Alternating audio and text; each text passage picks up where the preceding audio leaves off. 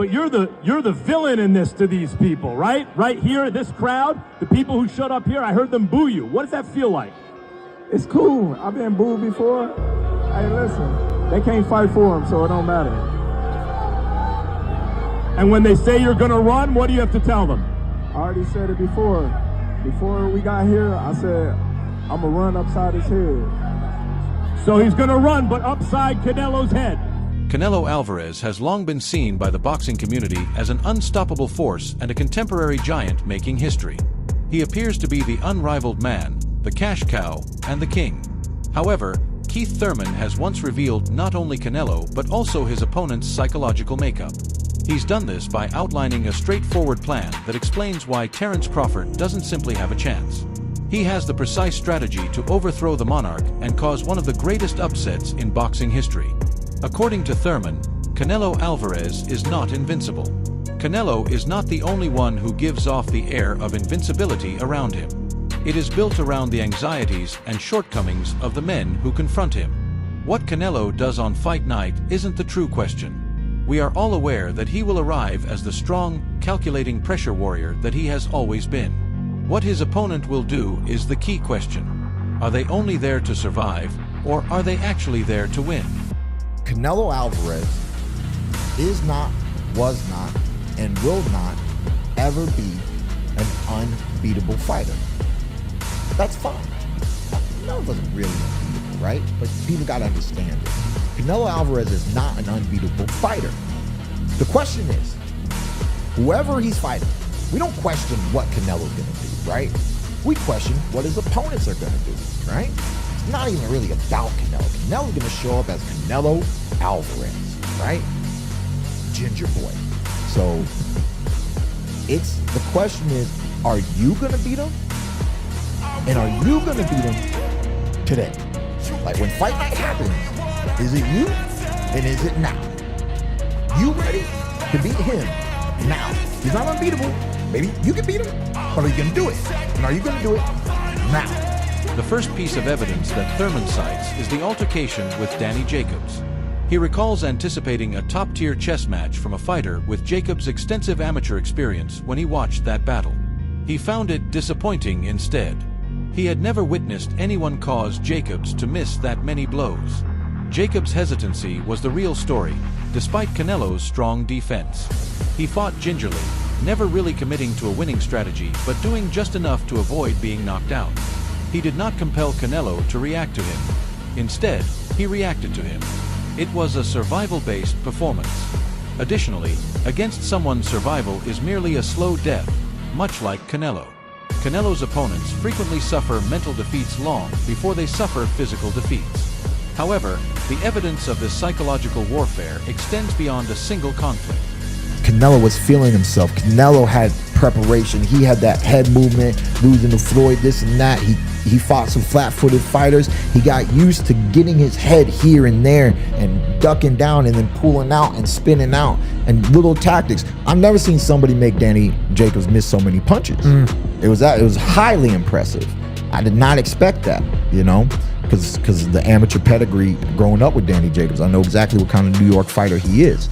And then the other one that surprised me in Canelo's career was when he defeated Larry Lara. Thurman remembers the battle that startled him in order to comprehend the mental trap Canelo creates. Aries Landy versus Canelo. Lara was completely inappropriate for Canelo on paper. A quick jab and excellent footwork characterized this talented Cuban boxer. Lara's approach was perfect for outboxing and annoying a pressure fighter. He didn't give Canelo a chance, Thurman acknowledges. He believed that the boxer would dance to victory in a traditional boxer versus brawler contest. However, he was mistaken. Thurman's eyes were opened by Canelo's victory.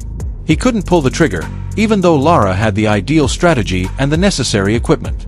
He appeared reserved, apprehensive, and unwilling to take on the danger required to rule. He allowed Canelo to set the terms and set the tempo. It was yet another example of a proficient combatant not carrying out. The other one that surprised me in Canelo's career was when he defeated Larry Lara. I'm not a betting man most of the times. I wasn't thinking about it much, but I did not give him a thought that he's got this fight. I'm like, nah, this is a bad setup. This boxer has what it takes to outbox a Canelo Alvarez. You can have what it takes. Are you gonna do it? Are you gonna execute?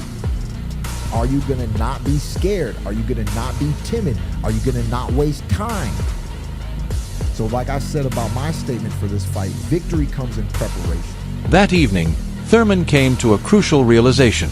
You may possess the necessary skills to defeat Canelo, but the true test is whether you'll actually execute it.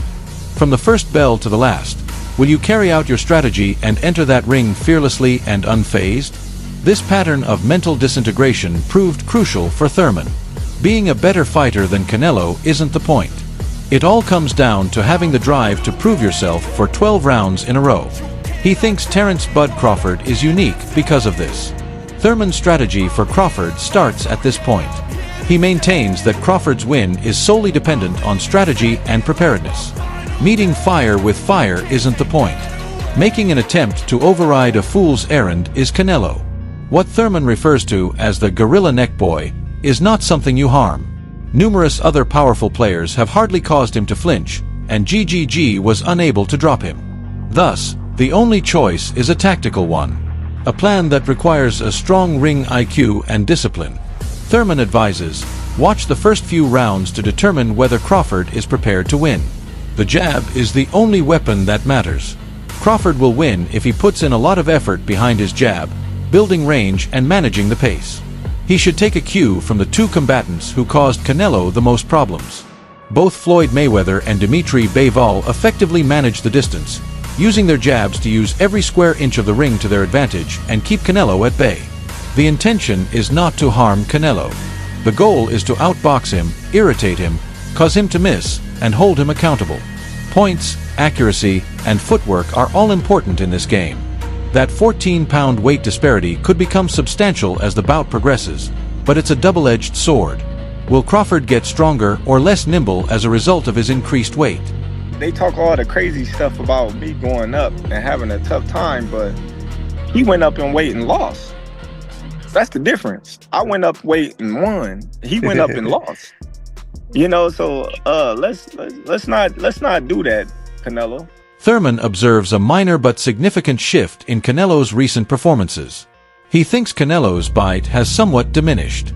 It appears that the vicious finisher who used to prowl for knockouts has diminished. He is content to go the distance to earn a comfortable points victory rather than finishing in fights that we have witnessed. This represents a significant shift for Thurman. It creates an even playing field. When Canelo isn't frantically trying to finish, it allows a skilled boxer like Crawford to move, think, and breathe. A less combative Canelo is far easier to defeat. It gives Crawford the opportunity to carry out his tactical strategy without the ongoing risk of being overpowered. The dynamics of the latter rounds, particularly those between 7 and 12, are changed by Canelo's possible lack of killer instinct. Crawford may really show off his better conditioning and agility as the battle goes on and weariness sets in. The fight may gradually turn in Crawford's favor if he makes it through the first few rounds and Canelo isn't attempting to halt it. You hurt the gorilla neck boy, you know? Don't rely on that. He's hard to hurt, man. He's hard to hurt. Don't rely on hurting Canelo. I think That's what I'm saying. Triple G didn't movement. drop him. All these fighters been hitting him. Take a page from Beval and Mayweather. What they do is they fought behind the jab, they kept the distance, they've used the entire ring, and that's something that he can bring to the table. Use that distance from Beval both backed fences. him up. But the funny thing is, with the extra body weight, is he agile? Yeah. Is the footwork going to be able to move, still use the ring, and as those later rounds, round 7, That's what I the said to second you round, last week. 8, 14 pounds matters. 9, 10, you know, as the pressure continues. You know, the other thing too is Canelo lost a little bit of his bite. He hasn't been tremendously, you know, devastating and taking people out. So that helps. That re-establishes the fight and is in Bud Crawford's favor there, you know? While Thurman's model looks logical, many say it falters under one massive issue. Hold on. According to fighter Brian Mendoza, who has expertise overcoming size limitations, Crawford will find this to be an extremely difficult obstacle to overcome. He says quite frankly that Crawford shouldn't add that much weight, especially considering that he began his career as a lightweight. Mendoza acknowledges Crawford's talent, but cautions that it is important to recognize the bigger man's strength. He has sparred with heavyweights and is aware of the actual power disparity. He thinks the dynamic will shift if Canelo begins to land his powerful blows. He thinks Canelo will take center stage and that his strength and size will eventually decide the outcome. This possible duel is exciting because of the conflicting views on size and talent. It is a well-known boxing conundrum. He has an 85+ chance to beat Canelo. Why?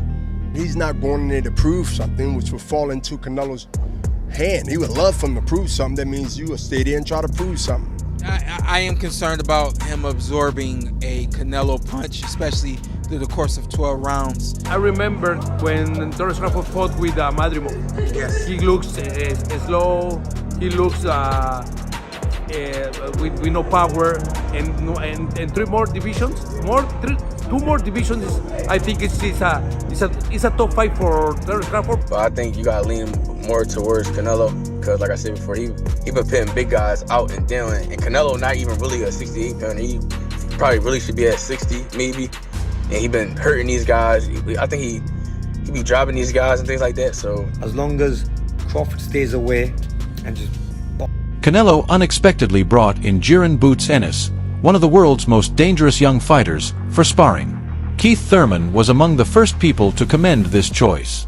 He acknowledged the strategy behind it and referred to it as a world-class play. Canelo could practice with Andis, who is possibly the best switch hitter, to get ready for Crawford. Now it's here, Keith. You ready? Yeah, of course, baby. Yeah, man. You know, it's a fight you ain't gonna want to miss, man. One time.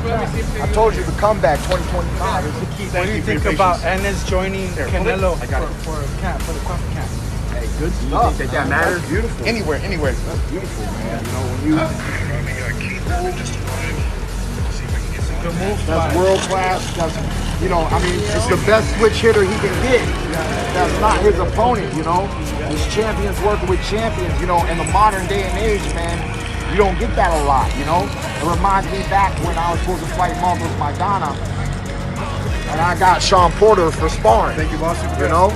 So, I like it. This demonstrates that Canelo and his group are concentrating on eliminating Crawford's greatest weapons in addition to their own advantages. This is not how an overconfident champion acts. Someone who is aware that his throne is at danger is making this cautious preparation. Canelo gets acquainted with the unusual angles, quickness, and unpredictability that a switch hitter like Crawford provides by sparring with Ennis. In order to avoid any surprises on fight night, he is working through the riddle during training. Canelo is clearly playing chess while everyone else is playing checkers based on this one move. He is aware of the difficulty Crawford poses and is taking action to get ready for it. This gives the story another level of complexity and makes it quite evident that Canelo knows just how to defeat Thurman. Yeah, you know, it's Riyadh season, Netflix, everybody around this fight. You can see that. The backdrop of Keith Thurman's analysis is difficult to ignore. He is more than just a former pundit. He's an active rival with objectives related to Terence Crawford. In the event that the Canelo bout doesn't work out, Thurman has publicly criticized Crawford and offered to fight him. What's up, bud? What's good, son? Come on, G. Great performance. Salute, salute, salute 3 times for you, man. All the belts, greatness. What you do is greatness. But, you know, this is your man Thurman, bro. You know we go back. You know we go way back, boy. And I promise you, son, my face, it won't look like that. Why, Keith? Why? Because my feet ain't flat. You know I can stick and move, boy. You know I can double pump fake just like you. Thurman different. Been different, boy. This is my last boxing talk for the day, man. That hype week, fight week, whoo. Got all the views, baby. You got all the views.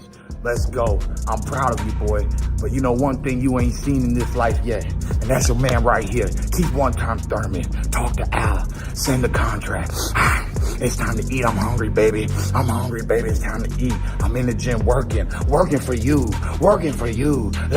He thinks he is more athletic than Crawford has ever been, not even while facing Errol Spence Jr. Thus, Thurman is tacitly addressing Crawford when he lays out the strategy for defeating Canelo. He's analyzing a common foe while demonstrating his own knowledge of the game. Every bit of advice Crawford offers demonstrates his high level of boxing intelligence. Is he sincerely attempting to support the success of an American? Or is he setting himself up to demonstrate that he understands the secret to defeating the top boxers in his generation? This gives the conversation an intriguing undertone of rivalry between individuals. This fighter is from Crawford's generation and could be the opponent in his greatest battle in the future. It's what boxing's all about, man. The one who really wants it is the one who's going to win. I know Bud wants it. He's from my generation. He's a true American. I'm in his corner. I wish him the best of luck. But, you know, I don't doubt Canelo. I don't doubt what Canelo's capable of. So, that's all from today's video.